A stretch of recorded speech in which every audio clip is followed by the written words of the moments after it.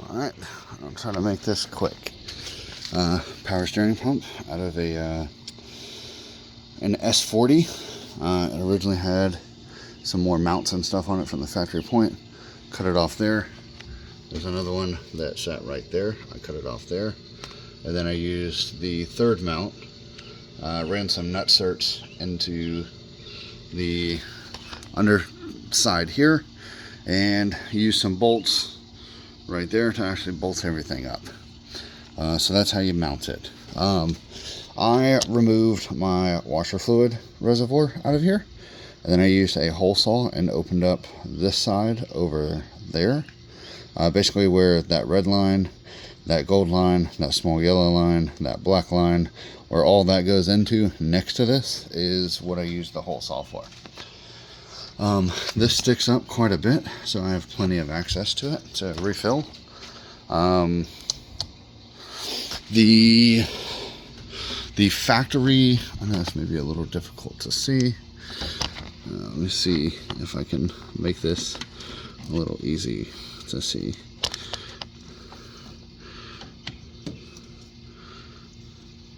It's almost there. Just bear with me. Alright, so I know that's a little difficult. You have your high pressure side on the left, which looks like an aftermarket connection because it is. And then you have your low pressure side on your right, which looks like a factory connection because it is. The only line that you need to upgrade for this is your high pressure side. Your low pressure side you can pretty much leave alone. So your high pressure side comes out of there, comes back around, goes back into the AN fitting that is used for this. I can include all part numbers later if you need it. Then the low side. So the low side actually is part of this line that I'm touching right here. Goes down into there, along the front for transmission cooler, power steering cooler. Comes back up and originally goes to the original reservoir here, but obviously I'm not running it, so I just run a 3/8 inch line, run a clamp on it, and then from there just connect it up there, run it through that hole, loop it back around, make sure to give yourself enough of a loop, and it will connect up right there. So that is the hard line, or not hard line, but the PTFE braided cabling, the high pressure line, the low pressure line, the bracket, and then the wiring. So there are two plugs.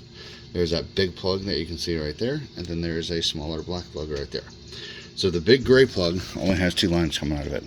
Has an 8 gauge red wire and has an 8 gauge black wire, which you can see right there. Red wire is positive. Run an 80 amp fuse on that. That will be fine. The ground wire, find a spot, ground it. Done and done. Make sure sanded to paint, sanded to bare metal, you're good. Now, this part, you have 5 wires on the smaller harness. The red and blue line right there matches. There's 2 of those wires that match. You don't need either one of those. Then you have, actually anything that has red on it you don't use. You use blue and gray, and that's the one wire that you'll use from there. Of course, I ran it. That's what that little yellow line is that sits on top of everything. Runs back into the firewall. I deleted my ABS. Sorry, not ABS. I deleted my cruise control. There we go. So my cruise control, which is this button, is no longer needed. That yellow line goes to that. On the back of that cruise control, there is like a little teal / green wire. It's the second wire. It goes black, that wire, red, yellow, red. So that little blue wire, teal wire, that's the one you need. That is going to be basically push on, push off.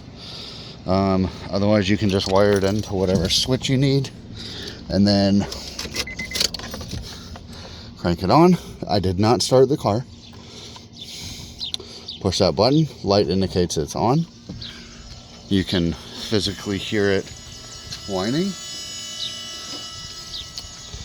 And the beautiful thing is, very easy power steering with the car off. I mean, I can just, it takes zero effort. And yeah, that's perfect. When I'm done, cut it off, boom, off.